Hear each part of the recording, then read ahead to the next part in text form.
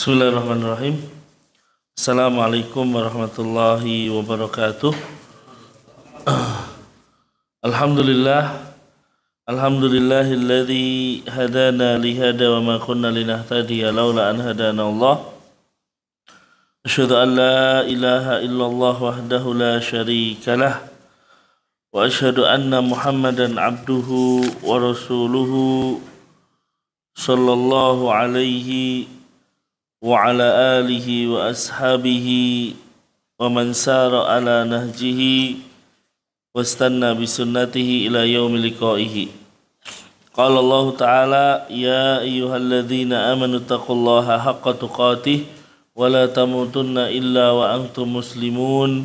Ya ayyuhan nasu taqu rabbakumul ladzi khalaqakum min nafsin wahidah wa khalaqa minha zawjaha wa batha minhuma rijalan katsiran wa nisaa'a wattaqullaha alladzi tasaaluna bihi wal arham innallaha kana 'alaikum raqiba.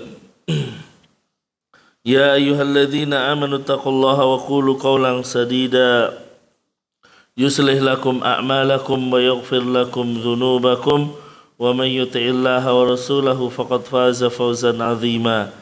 Amma ba'du fa inna asdaqal hadithi kitabullah wa khairal huda huda Muhammadin sallallahu alaihi wasallam wa syarral umuri muhdatsatuha fa inna kulla muhdatsatin fid dini bid'ah wa kulla bid'atin dhalalah wa kulla dhalalatin finnar. Ma'asyiral ikhwah rahimakumullah jami'an. Alhamdulillah, pada kesempatan malam hari ini Allah Subhanahu wa taala kembali mengumpulkan kita di majelis ini. Tentunya ini adalah bagian dari karunia Allah Subhanahu wa taala, maka hendaknya kita terus mensyukuri nikmat-nikmat tersebut.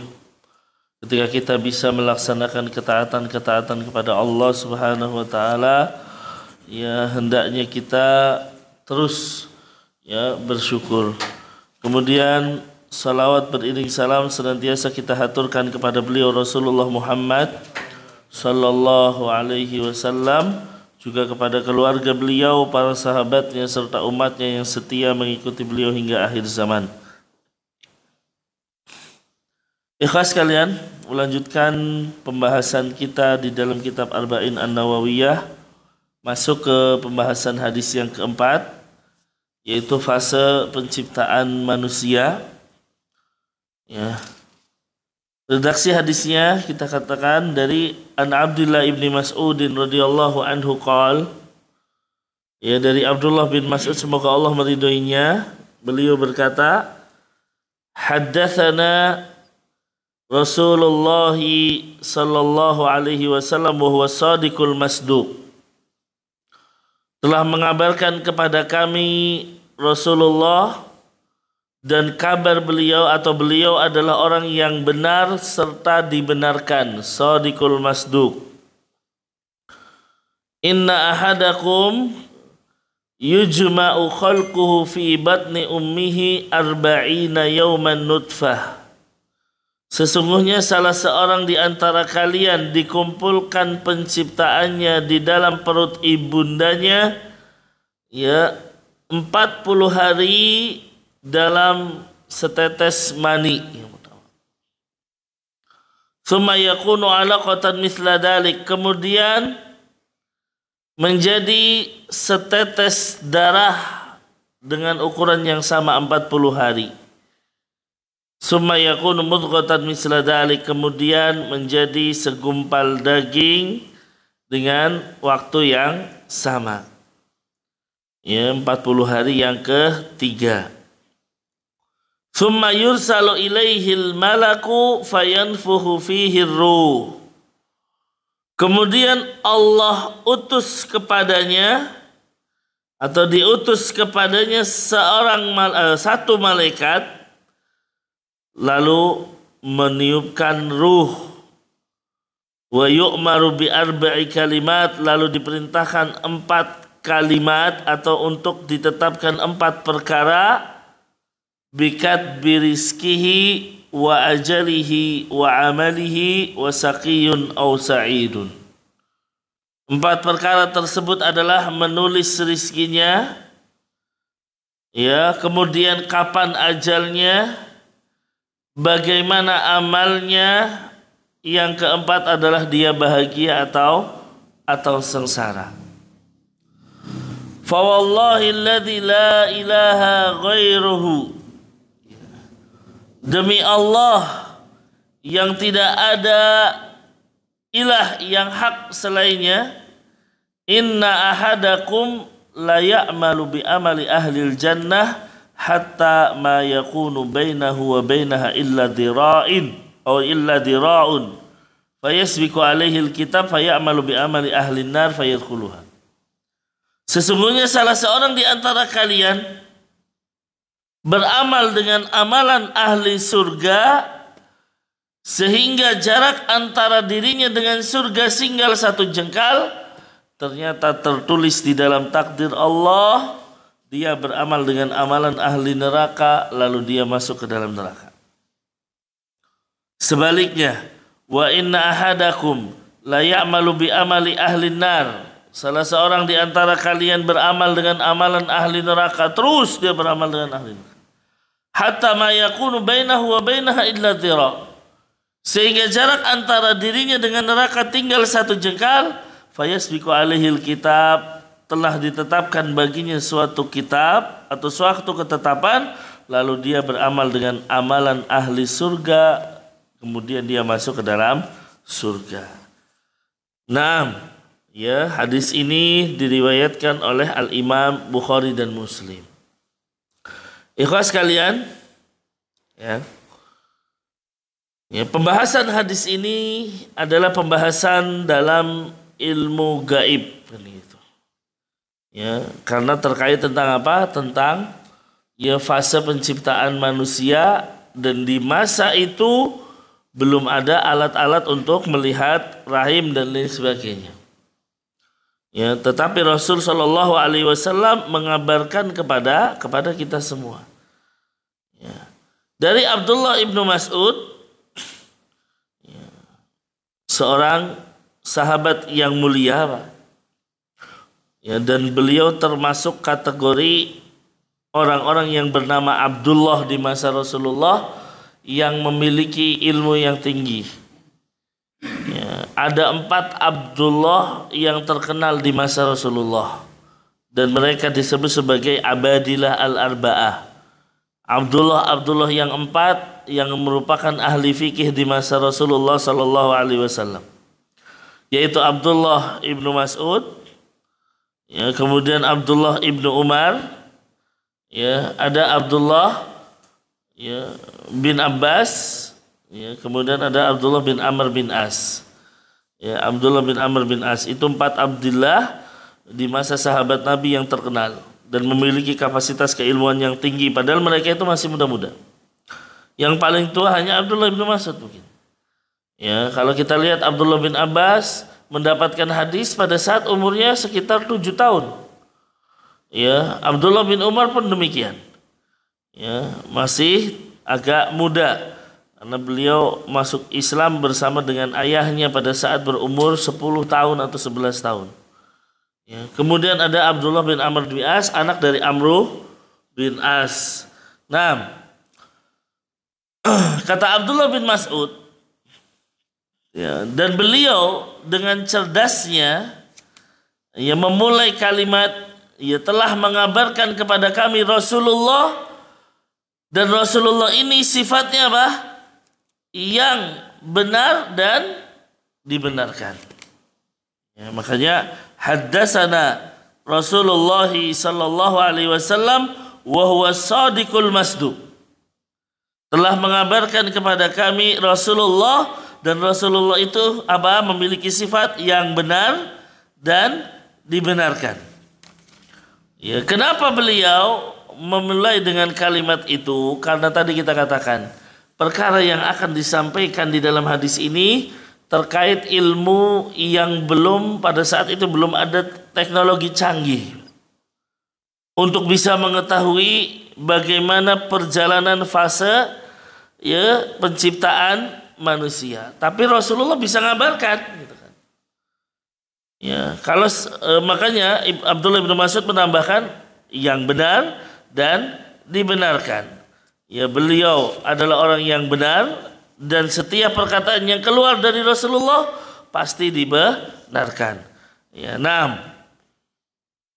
ya, ini kata Syekh Utsaimin sini, walaysa fi dzalikal waqti taqaddum tibbin fi hatta yu'rafu ma yahsul.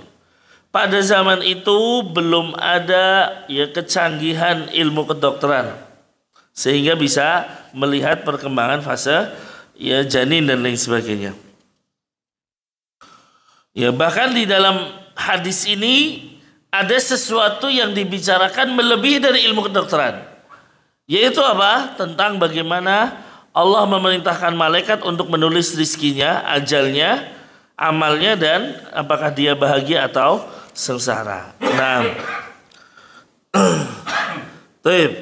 kemudian kata Abdullah bin Mas'ud, inna ahadakum yujma'u halquhu fi batni ummihi.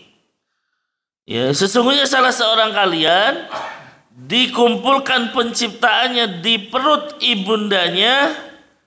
Ya. Artinya apa di sini? Wa dzalika anal insana idza ata ahlahu fa hadzal ma'al mutafarriq yujma'. Seseorang ketika terjadi hubungan intim, kemudian apa? Sel sperma laki-laki dan perempuan bertemu. Nah, disinilah dikumpulkan penciptaannya. Ya, disinilah dikumpulkan ya penciptaannya. Dan tentunya kalau kita lihat sekarang dalam ilmu kedokteran sudah membicarakan hal tersebut. Ya, ada sperma dan ovum biasanya ya, Pak, ya, dan lain sebagainya yang akhirnya bertemu, kemudian terpilihlah satu yang akhirnya itu menjadi sebuah atau seorang ya bayi nantinya. Kapan waktunya? Ternyata Rasulullah mengatakan arba'ina yauman. Ya, dalam jangka 40 hari ketika sudah bertemu, dia akan tumbuh terus dalam bentuk setetes mani awalnya bertemu. Ya, menjadi sebuah tetesan mani bertemu. Nah, dari 40 hari ini berubah. Ya, ada perubahan bentuk. Setelah 40 hari, summa yakunu alaqatan mithla dzalik. Kemudian berubah menjadi segumpal darah. Ya. Dari tadi mani sampai darah. Apakah tiba-tiba? Tidak. Ada proses selama 40 hari ini. Ya, sedikit demi sedikit fayuhammaru hatta yasila ilal ghayah fil humrati. Jadi sedikit demi sedikit, begitu sudah masuk 40 hari jadilah darah. Ya, darah ini kemudian sedikit demi sedikit terus ya, sampai nanti 40 hari jadilah dia segumpal daging. Nah, apa itu makna dari segumpal darah? Al-alaqah ya, yaitu gumpalan darah. Ya, kata Syekh Utsaimin, wa hiya dudatun ma'rufatun tarafil miyah ar-raqidah. Ya, seperti seekor cacing ya yang apa bergerak di dalam air dan sebagainya. Itu gumpalan darah seperti itu katanya. Ya, dan ini bisa dicek di dalam ilmu kedokteran.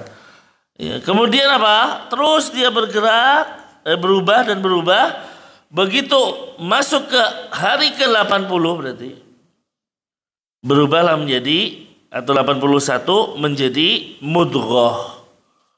Apa itu mudghah? Ya, yaitu qit'atul lahmin biqadri ma yamdaghul insan. Ya, yaitu potongan daging seukuran kunyahan manusia, makanya disebut mudghah. Ya, mudghah itu kunyahan. Ya, yaitu maka disebut dengan segumpal daging tadi seukuran kunyahan manusia. Ya, nah. Nah, nantinya apa? Berarti dari 81 dia terus berkembang ya sampai umur menjadi berapa? 120 hari ya atau 4 bulan. Begitu sudah 4 bulan bentuknya sudah mulai ada, mungkin sedikit ada tangannya. Ya, berarti di hari ke-121 dan lain sebagainya sudah mulai ada bentuk manusia. Allah utus malaikat. Ya, summa yursalu ilaihil malak. Nah, Ya, jadi Allah mengutus malaikat dan inilah bentuk kasih sayang Allah pada kita, Pak.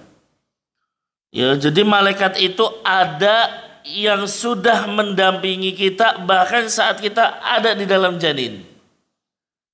Ya, subhanallah, kasih sayang Allah kepada kita.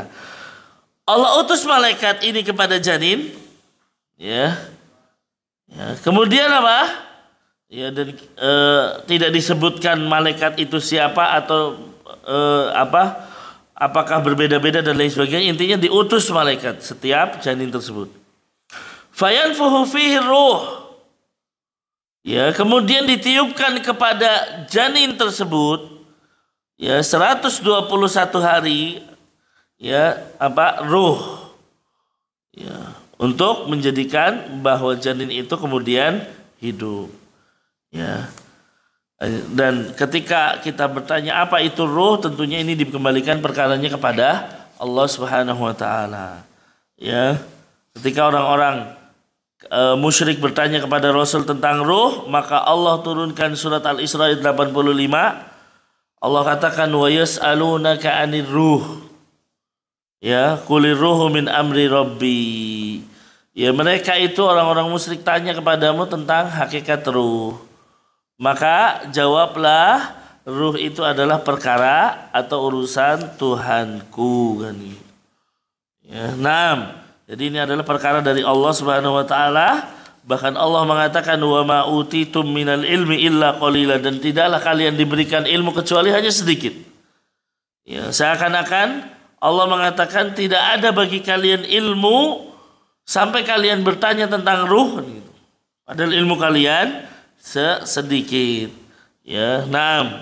Makanya Khidir ketika berkata kepada Nabi Musa, beliau mengatakan mana qasa ilmi wa ilmika min ilmillah illa kama naqasa hadzal usfur bimin qari hadzal bahr. Ya, kata Khidir kepada Nabi Musa, sesungguhnya ilmuku dan ilmumu ya dibandingkan dengan ilmu Allah itu seperti burung itu mengambil air dari lautan, diambil airnya, tapi ilmu Allah tidak, atau lautan tersebut tidak berkurang sedikit pun. Itulah ilmu Allah Subhanahu wa taala. Nah, artinya Allah sedang membantah orang-orang musyrik ketika bertanya tentang ruh. Karena dalam satu riwayat orang musyrik itu mengutus 2 orang pemuda dari mereka datang kepada pendeta Yahudi di Madinah. Coba tanyakan gimana cara mengalahkan Muhammad. Datanglah kepada pendeta. Kata pendeta, tanyakan 3 hal. Ya, 3 hal ini kalau ada jawabannya berarti dia nabi. Tapi kalau dia nggak bisa jawab berarti dia hanya rajulun mutakawil, hanya orang yang berhayal saja. Kata pendeta Yahudi tadi. Apa saja yang harus ditanyakan? Yang pertama, ya, tanyakan tentang Ashabul Kahfi. Yang kedua, tanyakan tentang kisah Dzulqarnain. Yang ketiga, tanyakan tentang ruh. Ya, datanglah 2 orang ini kepada Rasul Sallallahu atau kepada orang-orang Mekah. Kata 2 orang ini, kita akan uji Muhammad. Ya, datang kepada Nabi kemudian ditanya, wahai Muhammad, ya jawablah 3 pertanyaan ini. Ashabul Kahfi, Dzulqarnain dan ruh. Ya, kemudian oleh Rasul sallallahu alaihi wasallam, saujibu godan. Walam yastasni, kata Rasul, saya jawab besok. Cuman Rasul lupa mengucapkan insyaallah. Ya, Rasul lupa mengucapkan insyaallah. Ya, ternyata fatal akibatnya Pak ucapan ini. Karena ternyata besoknya nggak turun wahyu. Biasanya kalau ada pertanyaan dari orang-orang musyrik dan sebagainya, Allah akan turunkan jawabannya. Ya, tapi ini tadi Rasul lupa mengucapkan insya Allah. Ya, makanya besok nggak turun. Ya, hari kedua, hari ketiga, sampai hari ke-14 nggak turun wahyu jawaban 3 hal ini. Mulailah orang musyrik ini, berarti ini pendusta nih. Baru di hari ke-15 turun wahyu. 2 pertanyaan yaitu Ashabul Kahfi dan Dzulqarnain diturunkan di dalam surat Al-Kahfi. Kemudian ruh diturunkan di dalam surat Al-Isra ayat 85. Kemudian Allah menegur nabinya dengan kalimat wala taqulanna li syai'in inni fa'ilun dzalika ghadan illa ayyasha Allah dalam surat Al-Kahfi, Pak, gitu. Ya, jangan kamu mengatakan sesuatu besok saya lakukan ya kecuali atas kehendak dari Allah Subhanahu wa taala. Jadi ini pentingnya kita mengucapkan insya Allah gitu Pak ya, kalau dalam janji dan lain sebagainya. Tapi insya Allah ini bukan kalimat untuk lari ya Pak ya. Ya kan? Ya kebanyakan kan gitu. Kamu bayar utang apa? Insya Allah besok kan gitu. Ternyata nggak bayar besoknya. Padahal kalimat insya Allah itu untuk membantu kita. Ya, membantu kita. Oh ya, besok atas kehendak Allah saya akan bayar. Besok kita ketemuan ya, insya Allah. Karena artinya besok atas bantuan Allah saya akan ketemu kamu. Ya, jadi bukan kalimat untuk lari. Ya, ternyata Rasul pun ketika tidak mengucapkan insya Allah, ya Allah tidak turunkan wahyu. Ya, Allah tidak turunkan wahyu. Dan bagaimana kalau kita dengar Ya'jud dan Ma'jud? Dalam hadis Nabi Shallallahu Alaihi Wasallam tiap hari Ya'jud dan Ma'jud itu melobangi benteng yang menghalangi mereka, dan ketika sore hari pasti sudah ada seukuran koin Mbak gitu kan, bolong tuh ya, bolong artinya apa, udah kelihatan ini ya. Kata pemimpinnya besok kita bolongi lebih besar lagi, pulang udah sore ya. Berarti dari hadis Nabi dari Ya'jud dan Ma'jud itu ya ada strata sosialnya, ada pemimpinnya, ada rakyatnya dan lain sebagainya. Ya, makanya pemimpinnya mengatakan, oh ini udah bolong, besok balik lagi. Ya, terus ya, besoknya ternyata udah ketutup lagi dan lebih kuat lagi, dilobangi lagi terus tiap hari kayak gitu. Bolong balik lagi, besok tertutup lagi, sampai nanti di satu waktu pimpinannya mengatakan apa? Ya, besok kita akan lubangi lagi lebih besar insya Allah. Jadi pakai kalimat insya Allah, ternyata besok kembali masih bolong. Ya, begitu dibolongi lagi lebar, mereka keluarlah. Ya, dan itu di waktu di akhir zaman. Nah, ini pentingnya mengucapkan kalimat insya Allah. Bani Israel ketika disuruh disuruh menyembelih sapi, ya kan itu. Ya, ada orang yang terbunuh datang kepada Nabi Musa, kita pengen tahu siapa yang membunuh. Ternyata Allah perintahkan apa? Sembelihlah sapi betina gitu. Ya, kata orang Yahudi, saya tuh nanya siapa yang bunuh, kok malah nyuruh nyembelih sapi betina. Nah ini perintah Allah kan gitu. Ya, kata mereka Yahudi, ya sudah tanya bagaimana bentuknya. Nah ini mulai pertanyaan-pertanyaan nggak penting. Seharusnya kalau dia disuruh nyembelih sapi betina, dapat sapi betina sembelih selesai. Ya, cuman kan banyak nanya, ya bagaimana bentuk sapi betinanya. Ya terus sampai pertanyaan panjang, baru di akhir ya mereka mengatakan insya Allah. Orang-orang Yahudi baru mengucapkan insya Allah, baru dikasih tahu ini loh sapi betinanya bentuknya begini, ketemu mereka. Ya ketemulah sapi betina tersebut, akhirnya ya bisa untuk mengetahui siapa pembunuhnya. Ya jadi dipukul dengan sapi betina tadi, ya bangun orang itu, siapa yang membunuhmu? Ya kemudian mati kembali. Nah ini ya tentang ruh Pak. Intinya kita nggak tahu hakikat ruh seperti apa ya, tetapi ruh dan jasad dua hal yang saling berkaitan ya. Di dalam alam rahim awalnya jasad, kemudian ada ruh ya. Di alam dunia lebih dominan nanti jasad ya dan ruh ya, tapi nanti begitu pindah ke alam barzah yang lebih dominan adalah ruh ya, jasad mengikuti dan sebagainya.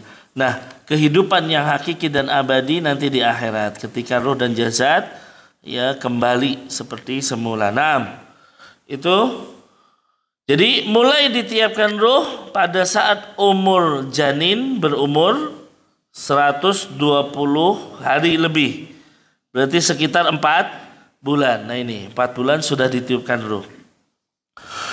Kemudian malaikat ini diperintahkan, wa diperintahkan untuk menuliskan 4 perkara. Ya, berarti dalam malaikat ini tahu 4 perkara ini. Ya, apa itu? Bikat birizkihi, tulis rizkinya dia, ajalnya, amalnya, bahagia atau sengsara. Ya, apa saja yang ditulis? Yang pertama rizki. Ditulis rizkinya. Ya, apa itu rizki? Yaitu yang bermanfaat bagi manusia. Ma yantafi'u bihil insan, yang dimanfaatkan oleh manusia. Dan yang namanya rizki ada 2 macam. Ya, rizki itu ada 2 macam. Apa itu? Ya, rizkun yaqumu bihil badan wa rizkun yaqumu bihid din. Ada rizki untuk menegakkan badan kita, tubuh kita. Ada rizki untuk menegakkan agama kita. Itu namanya rizki juga. Ya. Nah, jadi namanya rizki tidak melulu hanya untuk uang saja. Ya. Nah, rizki untuk menegakkan badan adalah makan, minum, pakaian, tempat tinggal, ya, kendaraan, itu rizki berkaitan dengan badan kita. Wa rizqul ladzi yaqumu bihi din, dan rizki untuk menegakkan agama ini adalah al-ilmu wal iman. Ilmu dan iman. Jadi kalau kita diberikan ilmu dan keimanan, itu rizki bagaimana kita menegakkan agama. Ya, nah, ya itu yang dimaksud dengan rizki. Jadi ditulis rizkinya, ya bisa jadi ditulis bagaimana rizkinya dari sisi, ya dari sisi badannya dia. Ditulis juga rizki dari sisi agamanya dia. Ya, bagaimana dia berilmu, bagaimana keimanan dia, dan lain sebagainya. Makanya selalu kita katakan, manakala kita memiliki keimanan, itu adalah nikmat dari Allah. Manakala kita bisa berilmu atau memiliki ilmu dan kita bisa melakukan ketaatan, itu adalah bagian dari nikmat Allah Subhanahu wa taala. Ini yang ditulis pertama. Yang kedua, wa ajalihi.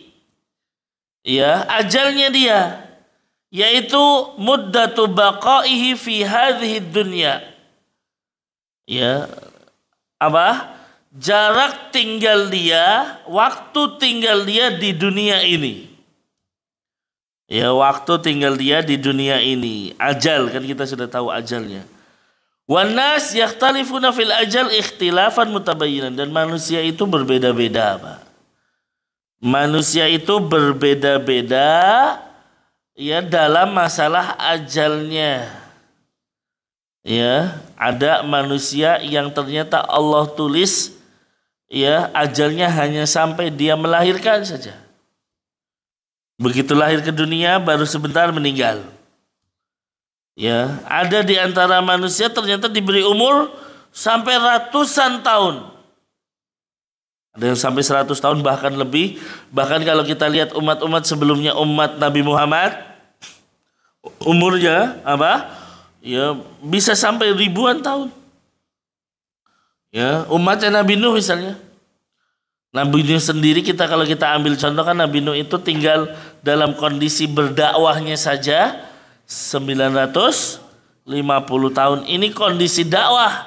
Allah perintahkan untuk berdakwah sampai banjir. Kehidupan beliau sebelum berdakwah sampai setelah banjir, itu pun ada tambahan. Berarti umur beliau bisa jadi lebih dari 1000 tahun. Ya, bisa lebih dari 1000 tahun. Nah, ini. Kemudian ikhwah sekalian, wa ikhtiyarut tulil ajal au qisarul ajal laisa ilal bashar. Dan apa? Panjang atau pendeknya umur tidak dikembalikan kepada manusia. Ya, kalau manusia mah diminta umur ya pasti pengennya panjang semua kan gitu. Ya. Apalagi semakin tua seseorang, Nabi mengatakan, ya, semakin tua seseorang maka ada kecintaan pada 2 hal. Ya, apa? Pengen umur panjang dan pengen banyak harta. Ya, itu semakin tua. Kemudian juga walaysa lisihatil badan wa qawamul badan. Bukan pula dikarenakan sehatnya tubuh kita, ya, dan kuatnya tubuh kita. Artinya, Ya, kalau tubuhnya sehat berarti matinya lama, nggak gitu, Pak. Karena bisa jadi orang itu sehat bahkan kuat dan lain sebagainya, ternyata Allah jadikan dia meninggal tiba-tiba misalnya. Ya, entah dengan kecelakaan, entah ternyata Allah jadikan punya penyakit jantung, ya dan lain sebagainya. Ya. Dan kita tahu Nabi mengatakan inna min amaratis sa'ah kasratu mautil fujaah, kan itu. Ya, sesungguhnya di antara tanda-tanda kiamat adalah banyaknya kematian yang mendadak. Ya, tiba-tiba. Ya, tentunya kita berharap jangan sampai kita terkena penyakit atau kematian yang mendadak, karena itu jelas ya memberikan luka yang dalam bagi yang ditinggalkan. Beda kalau orang meninggal diawali dengan ya sakit misalnya, kan gitu. Makanya di antara cara agar kita terhindar dari kematian mendadak, apa yang kita baca, Pak? Bismillahilladzi la yadurru ma'asmihi syai'un fil ardi wala fis sama'i wa huwas samiul alim, dalam zikir pagi dan petang. Ya, kita baca itu terus. Ya, supaya kita gimana, Pak? Bismillahilladzi la yadurru ma'asmihi syai'un fil ardi wala fis sama'i wa huwas samiul alim. Ya, itu manfaatnya dua. Kita dihindarkan dari yang akan memberikan madarat kepada kita dan dihindarkan dari kematian yang tiba-tiba. Ya, naam. Taib. Ya. Jadi yang namanya umur tidak bisa dilihat dari sehat atau tidaknya badan. Ya, ada orang sehat tiba-tiba mati, tapi ada orang sakit lama banget gak mati-mati, kan gitu. Ya, nah, ya. Dan kita tahu orang kalau misalnya diberikan penyakit itu adalah satu penggugur dosa. Maka kalau seandainya ada orang kok sakit lama nggak meninggal, ya kita husnudon bahwasanya sedang dibersihkan dosanya. Begitu sudah habis dosanya, baru Allah ambil nyawanya. Nah. Taib. Kemudian, apakah yang namanya ajal itu adalah warisan? Apa maksudnya warisan? Jadi kalau seandainya ada kaum, ya bapaknya, ibunya, kakeknya kok umur panjang terus, pasti umurnya panjang misalnya. Atau misalnya ada orang yang umurnya kependek semua, pasti dia pendek. Maka jawabnya tidak. Ya, bisa jadi seseorang itu ayahnya umurnya panjang, ibunya umurnya panjang, kakeknya juga panjang, tapi dia ternyata hanya diberi umur pendek. Ya, jadi umur itu bukan warisan. Oh, kamu itu dari kaum yang umurnya panjang-panjang misalnya, berarti kamu panjang, besoknya meninggal dan lain sebagainya. Ya, jadi tidak bisa kita lihat dari hal tersebut. Nah, ya makanya Syekh Utsaimin memberikan satu kisah yang terjadi di Unaizah sana. Di tempat beliau mengajarkan ilmunya di Saudi, beliau memberikan sebuah kisah, ada motor yang berjalan kemudian ketemu perempatan. Begitu di perempatan dia berhenti, ada mobil juga berhenti. Ya, dua-duanya berhenti. Nunggu yang ini jalan, yang ini jalan. Ya, ternyata nggak jalan-jalan, akhirnya inisiatif mereka berdua jalan bareng, kan gitu. Ya, malah jalan bareng, terjadilah kecelakaan. Ya, begitu kecelakaan apa yang terjadi? Ternyata yang meninggal adalah orang yang di belakang supir, kan gitu. Ya, kata beliau bagaimana Allah menjadikan sebuah takdir. Ya, Allah menginginkan di belakang supir itu meninggal, ya bukan supirnya atau bukan pengendara motornya. Ya, maka Allah jadikan yang tadinya lagi berhenti tiba-tiba berjalan dan lain sebagainya.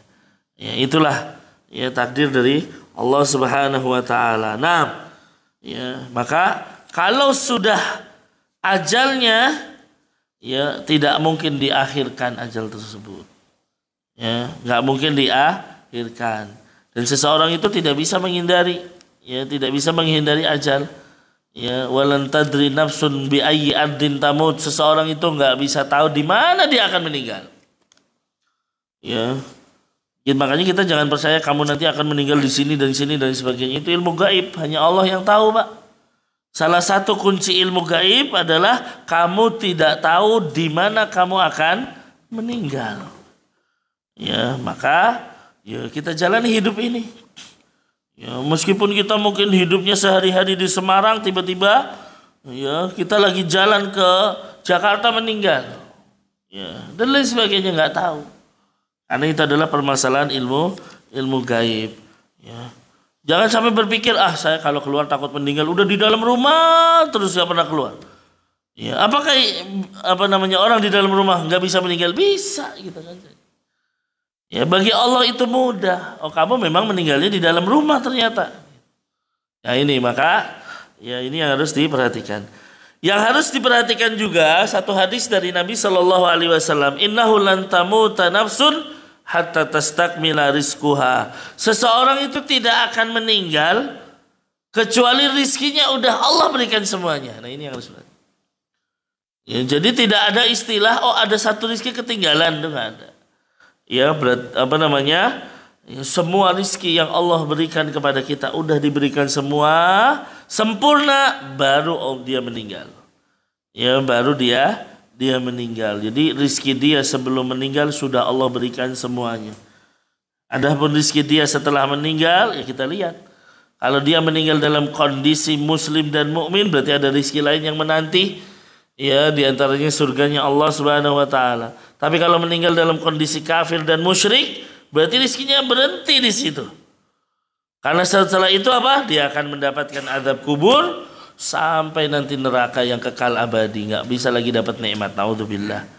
Ya, makanya ya kematian kita, ya jangan sampai kita mati dalam kondisi kafir atau musyrik.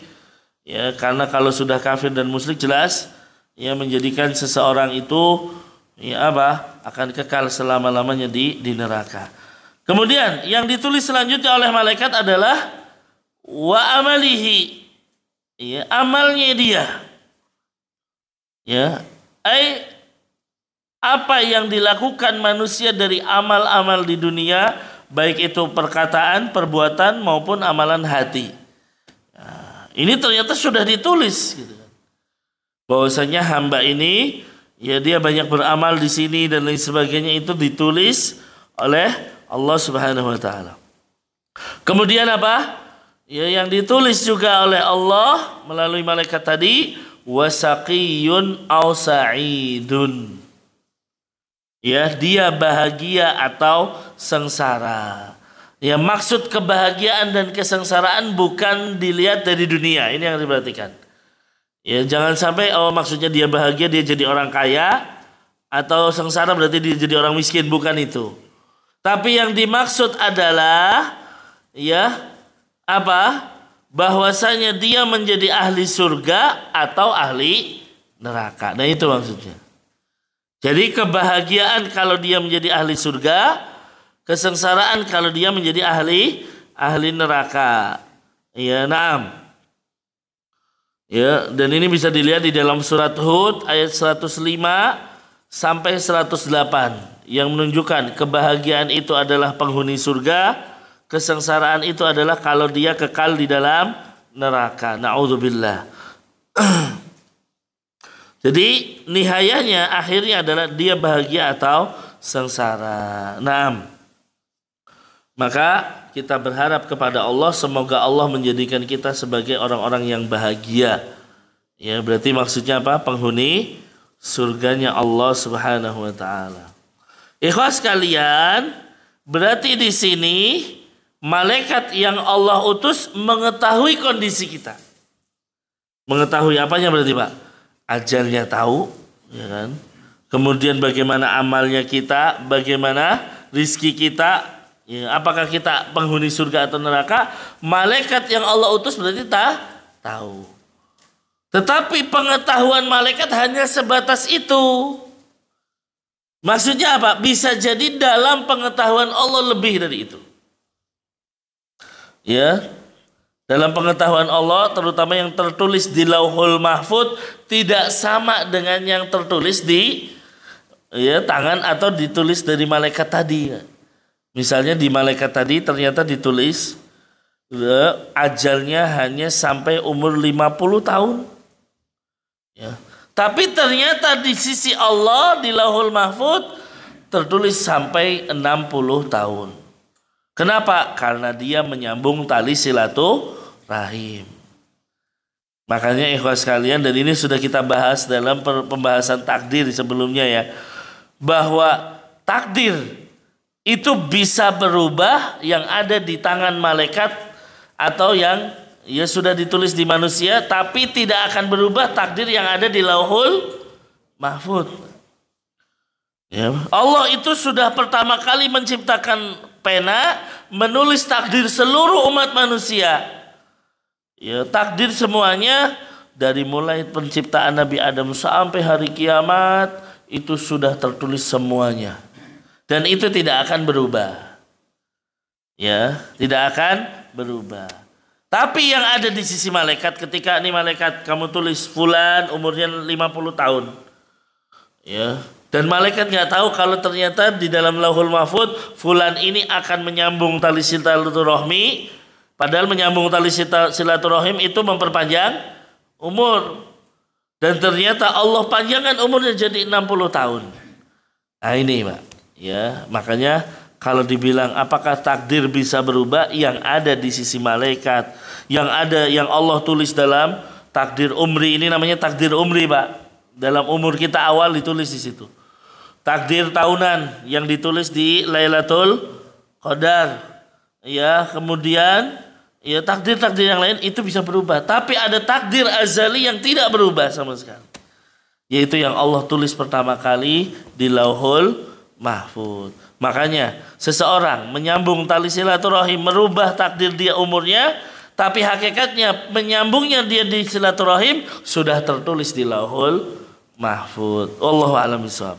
Mudah-mudahan bisa dipahami. Nah, kemudian hadis ini ditutup oleh oleh Rasulullah Sallallahu Alaihi Wasallam, demi Allah yang tidak ada Tuhan yang berhak disembah selainnya. Ya, nah, Fallahilladzi la ilaha ghairuhu. Ya, apa namanya? Wallah itu artinya qasam. Ya, demi Allah. Ya, makanya kalau kita bilang wallahi, yaitu berarti sumpah. Tapi kalau bilang wallahu bukan sumpah kan itu. Ya, maka harus kasrah wallahi. Ya, kalau wallahu, nah dia bukan bersumpah berarti di situ. Nah, dan kita hanya boleh bersumpah dengan nama Allah Subhanahu wa taala. Berbeda kalau Allah boleh bersumpah dengan nama makhluk. Ya, kita di dalam Al-Qur'an sering mendengar wal fajri misalnya, demi waktu fajar. Ya, wattini wazaitun wadduha. Ya, dan lain sebagainya. Ini sumpah, tapi Allah yang bersumpah. Kalau Allah boleh pakai makhluk. Tapi kalau manusia ya bersumpah dengan nama makhluk adalah sebuah syirik. Ya, adalah kesyirikan. Ya. Al-halal bi ghairillah fa innahu syirkun. Nah, maka tidak boleh bagi kita kok mengucapkan demi, ya, misalnya demi Rasulullah, tidak boleh sama sekali. Ada orang kadang bersumpah nambah-nambahin demi Allah, demi Rasulullah. Ini nggak boleh nih demi Rasulullahnya. Ya, ini masuk dalam kategori syirik kecil meskipun syirik kecil.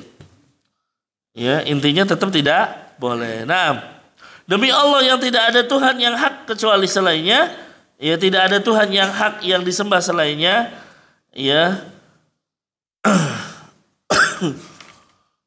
Ya, inna ahadakum, sesungguhnya salah seorang di antara kalian beramal dengan amalan ahli surga. Artinya dia terus beramal dengan amalan ahli surga. Ya. Sampai jarak antara dirinya dengan surga tinggal 1 jengkal saja. Ya, tinggal sedikit saja. Kemudian apa? Ternyata tertulis di dalam takdir Allah, ya, dia menjadi ahli neraka. Maka akhirnya dia mengamalkan amalan ahli neraka dan masuk ke dalam neraka. Ya, sebaliknya seseorang mengamalkan ahli neraka, amalan ahli neraka terus. Ya, sampai jarak antara dirinya dengan neraka tinggal 1 jengkal. Ya, lalu tertulis di dalam takdir Allah bahwa dia mengamalkan amalan ahli surga, Allah jadikan dia sebagai penghuni surga. Nah, pertanyaannya tentunya, ya, apakah ini menunjukkan ketidakadilan Allah Subhanahu wa taala? Ya, kok bisa orang mengamalkan ahli surga tapi ditulis sebagai ahli neraka? Ya, kalau kita hanya sekedar memahami dari konteks hadis ini, seakan-akan Allah tidak adil. Ya, kok bisa orang beramal ahli surga, ya, tapi ternyata penutupnya menjadi ahli neraka? Maka jawabannya bahwa ditafsirkan di dalam hadis yang lain, sesungguhnya salah seorang di antara yang kalian mengamalkan amalan ahli surga dalam pandangan manusia, padahal dia sesungguhnya termasuk ahli neraka.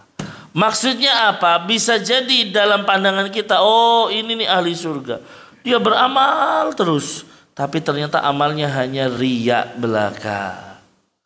Dalam pandangan manusia saja, padahal dalam pandangan Allah dia nggak beramal, nggak ada pahalanya. Kenapa? Karena setiap dia beramal selalu riya-riya. Ya, sehingga apa? Ya berarti begitu dia meninggal, Allah takdirkan dia sebagai penghuni neraka. Na'udzubillah. Ya, jadi ini menunjukkan kita tidak bisa tertipu dengan dohir biasanya. Memang dohirnya kita hukumi, oh masya Allah dan sebagainya. Tapi ternyata di sisi Allah berbeda. Contoh, kita ambil satu kisah di masa Nabi Shallallahu Alaihi Wasallam. Ada seseorang di dalam satu peperangan, ya, ikut dia di dalam perang tersebut. Ya, tapi apa? Dia perang bersungguh-sungguh, Pak. Ya, orang itu sampai kagum dengan dia. Ya, dia musuh-musuh dia bunuh dan lain sebagainya. Ya, sampai selesai peperangan para sahabat mengatakan apa? Ya, dia ini adalah orang pemberani, dia benar-benar akan mendapatkan surga dan lain sebagainya. Rasul dengar, apa kata Rasul? Huwa min ahlin nar. Lihat. Ya, dia termasuk penghuni neraka. Lo bingung sahabat. Padahal dia dalam peperangan benar-benar pemberani, Pak. Semua musuh dia bunuh. Ya, tapi kok Rasul tiba-tiba mengatakan dia termasuk penghuni neraka? Ya, akhirnya ada seorang sahabat mengatakan, la'attabi'annahu, saya akan ikuti dia. Kenapa dia ahli neraka? Ya, dia ikuti diam-diam terus, Pak, kan itu. Ternyata apa? Dia itu terkena panah atau senjata dari orang-orang musyrik. Ya, dia terluka parah, dia kemudian mengeluh terus, gak kuat dan lain sebagainya. Akhirnya dia ambil pedangnya, kemudian dia tusukkan ke dalam dirinya sendiri. Jadi apa? Kita nyangkanya dia ahli surga, gitu kan. Ternyata dia bunuh diri. Ya, ternyata dia bunuh diri. Akhirnya orang yang ngikutin tersebut, dia langsung balik kepada Rasul Shallallahu Alaihi Wasallam. Dia mengatakan, asyhadu annaka Rasulullah. Aku bersaksi bahwasanya engkau utusan Allah. Loh, kenapa? Ya, yang engkau katakan dia termasuk penghuni neraka, dia meninggal dalam kondisi bunuh diri. Dan orang meninggal dalam kondisi bunuh diri kan meninggal dalam kondisi dosa besar. Ya, maka Nabi mengatakan seseorang mengamalkan amalan ahli surga dalam pandangan manusia, ternyata dia sesungguhnya adalah penghuni neraka. Na'udzubillah tsumma na'udzubillah.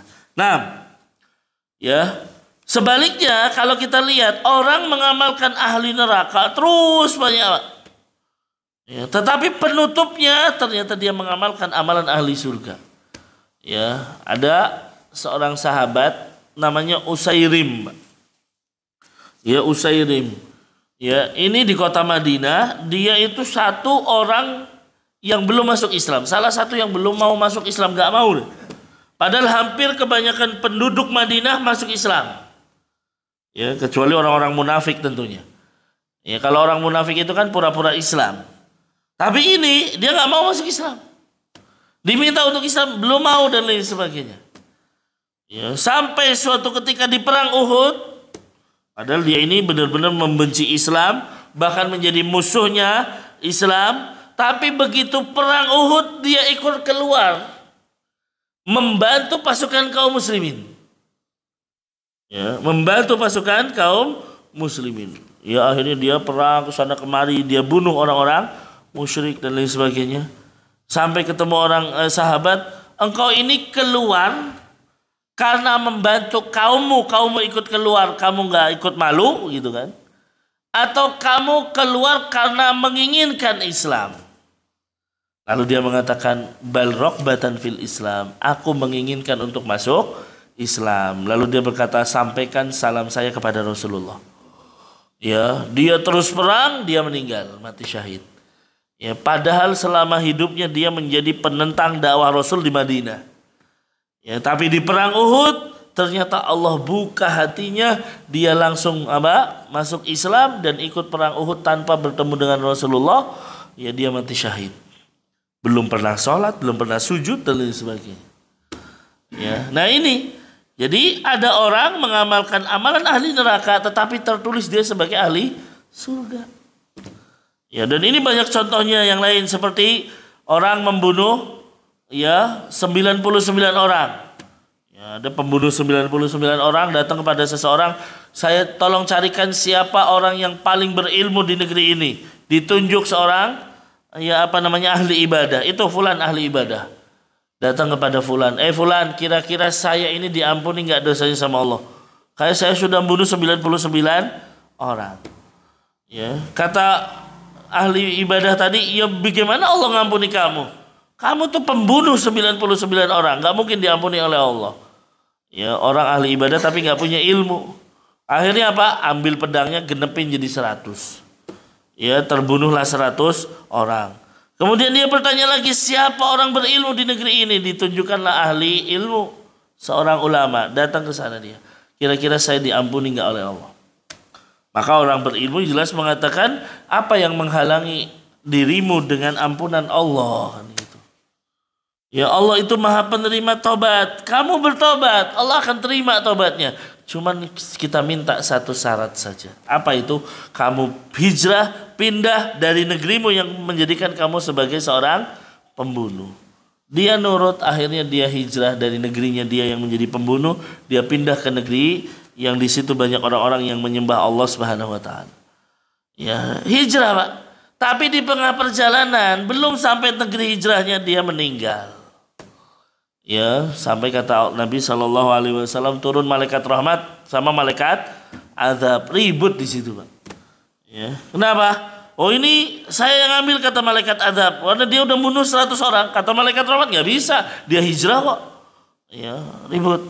Allah turunkan malaikat yang ketiga, ya, untuk mendamai atau untuk menghukumi keduanya. Kata malaikat yang ketiga, ukur, ya, lebih dekat kemana orang ini? Apakah ke negeri dulu yang dia menjadikan pembunuh atau negeri yang tempat dia hijrah?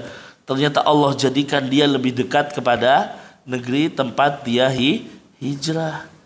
Maka diampuni dosa-dosanya, Allah ampuni dan dia menjadi ahli surga. Nah ini, Pak, seumur hidupnya dia jadi pembunuh.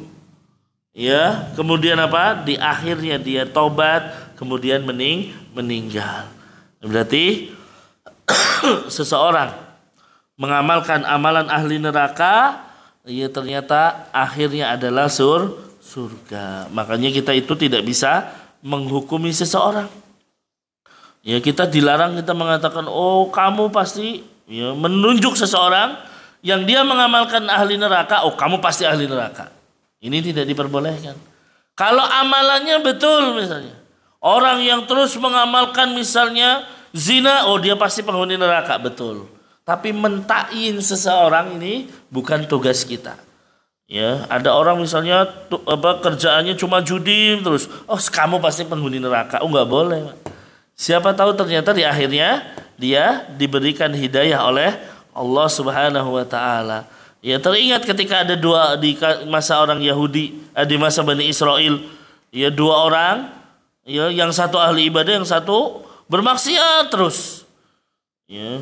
Terus bermaksiat, ya, dan yang ahli ibadah terus ngasih nasihat, hingga suatu ketika yang ahli ibadah ini nasihatin, ya, Mbok kamu udah jangan bermaksiat lagi. Kata ahli maksiat, ya apakah kamu ditugaskan untuk mengawasi aku kan gitu.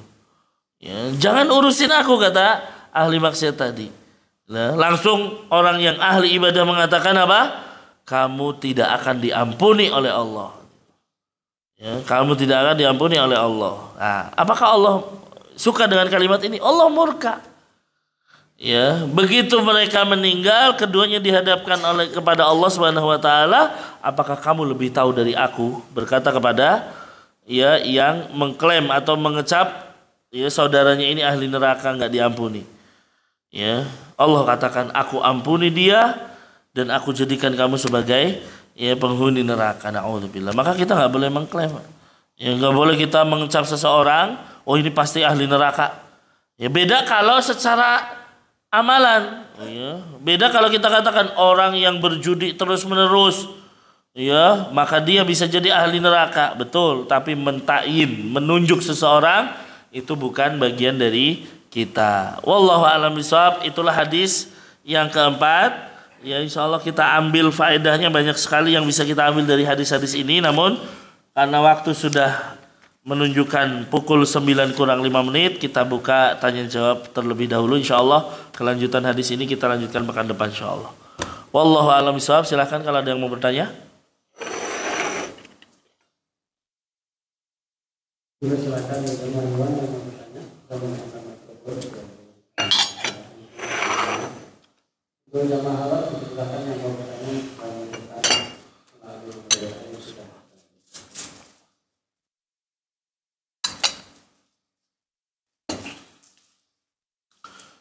Gak ada yang tanya? Alhamdulillah.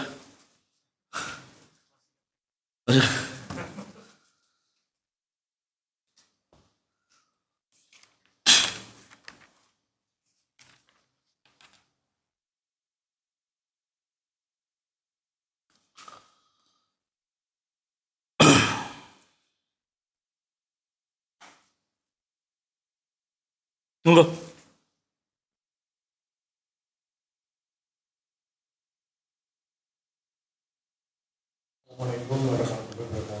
Waalaikumsalam warahmatullahi wabarakatuh.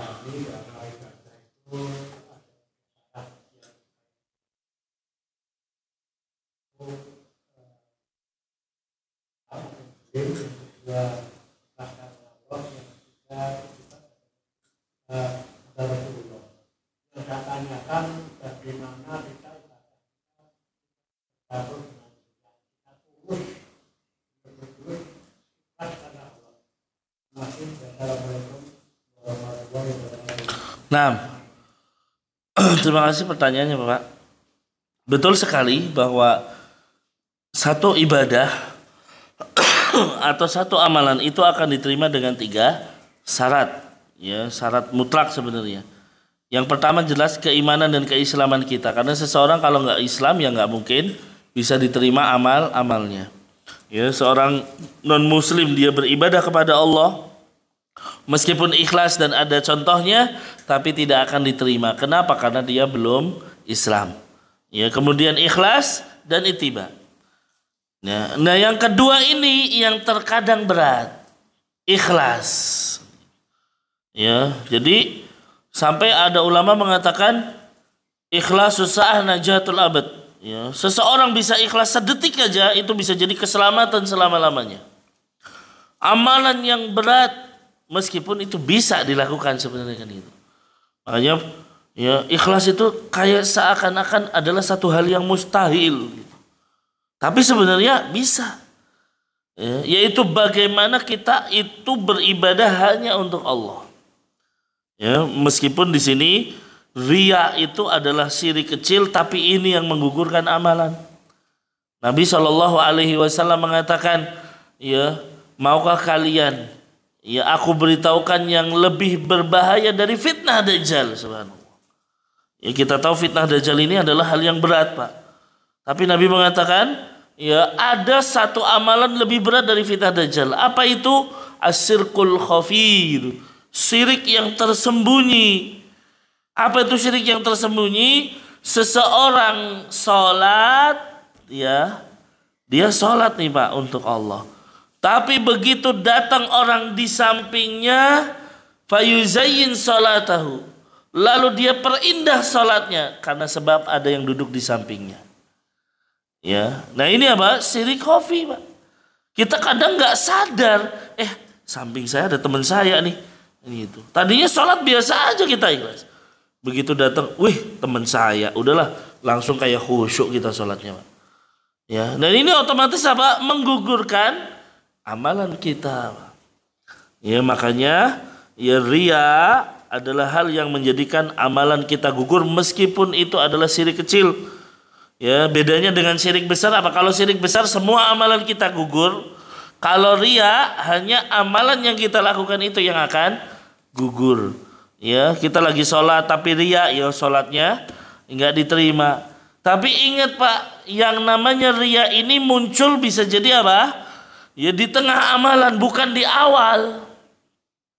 Karena kalau di awal ini bisa jadi syirik besar. Ya, contohnya apa? Orang-orang munafik kan gitu. Orang munafik emang dari awal ibadah ya karena riya. Makanya mereka dikatakan sebagai apa? Fidarkil asfali minan nar. Mereka adalah keraknya penghuni neraka. Ya karena apa? Memang dari awal mereka ibadah bukan karena Allah. Ibadahnya supaya dilihat Rasulullah, supaya dilihat sahabat sehingga nggak dibunuh. Ya, supaya dianggap muslim kan gitu. Ya, maka yang seperti ini jelas tidak tepat. Jadi kalau kita ibadah dari awal memang nggak ikhlas terus. Ya, yang ada seorang mukmin itu ibadah dari awal tujuannya berusaha untuk Allah. Bisa jadi di tengah jalan tadi muncul riya. Ya muncul riya. Nah, bagaimana supaya kita berusaha untuk tidak riya? Tentunya ada usaha dari kita. Kalau kita lagi ibadah kok di tengah jalan muncul riya, lawan, Pak. Itu yang paling penting. Karena proses kita melawan itu Allah lihat dan kita tetap akan dianggap sebagai orang yang melawan riya tadi. Ya, kita sholat, ini ya ada orang yang liatin saya mau nggak khusyuk dan sebagainya. Lawan itu. Itu yang pertama. Ya, berusaha untuk kita melawan ya riya. Yang kedua, agar amalan kita itu ikhlas karena Allah, ya sering-sering kita menyembunyikan amalan kan gitu. Ya, sering-sering kita menyembunyikan amalan. Nabi mengatakan man istata'a minkum an yakuna lahu khabi'un min amalihi falyaf'al aw kama qala Nabi. Siapa di antara kalian yang mampu dan bisa menyembunyikan amalan, maka lakukanlah. Ya, kenapa? Karena kalau amalan tersembunyi, gak ada yang lihat, ini lebih berpotensi ikhlas. Ya, lebih berpotensi ikhlas. Bahkan gak ada yang lihat. Gimana dia mau riya orang gak ada yang lihat? Ya, nggak ada yang lihat. Maka berusaha kita itu, dan ini sudah pernah saya sampaikan di sini, orang yang berusaha menyembunyikan amalan sampai pun kepada orang terdekat. Ya, kan Nabi mengatakan 7 golongan yang akan dinaungi oleh Allah pada hari kiamat. Salah satunya apa? Seseorang bersedekah dengan tangan kanannya, tangan kirinya nggak tahu. Ya, kenapa kok tangan kirinya nggak tahu? Padahal kan tangan kiri itu selalu menyertai tangan kanan. Maksudnya adalah bahwa sedekat-dekat orang dengan dia tidak tahu amalan dia. Ya, tidak tahu amalan dia. Nah, ini lebih berpotensi ikhlas. Ya, lebih berpotensi ikhlas. Makanya ada seorang ulama, ya puluhan tahun sampai 20 tahun berpuasa, istrinya nggak pernah tahu. Ya, kenapa? Ya karena dia menyembunyikannya.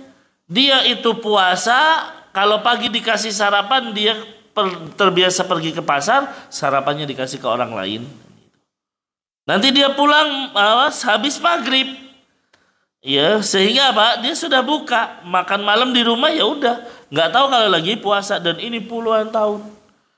Ya, kenapa? Yaitu berusaha pengen ikhlas. Imam Ahmad, Pak, ketika di penjara karena mengatakan bahwasanya Al-Quran adalah kalamullah, padahal pada saat itu terjadi fitnah apa? Ya, Al-Quran itu makhluk, gitu. Dan ini satu bid'ah yang mengeluarkan dari Islam. Tapi Imam Ahmad kekeh, ya sampai dia harus dipenjara. Ditanya, wahai Imam, engkau menghadapi ini semua ikhlas nggak sih, kan gitu? Ya, maka jawabannya, ya ikhlas itu berat, gitu kan. Tapi saya hanya berusaha beribadah kepada Allah Subhanahu wa taala. Imam Ahmad tidak berani mengklaim dirinya ikhlas. Karena memang berat.